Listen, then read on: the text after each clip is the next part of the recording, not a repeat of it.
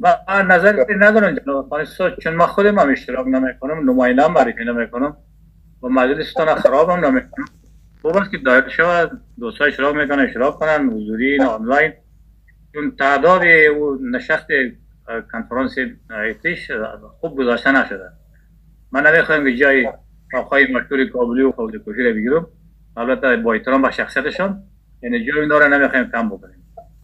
دوستا کسی که میرن مخالفت ندارم، هر فیصله که اینجا میشه مخالفت نمیکنم که کدام گپ دیگه نشود. دو راستا چون در ابتدا مشوره نشد و گوش نشد، بلکه با ضدیت بعضی کارات تصمیم گرفته شد.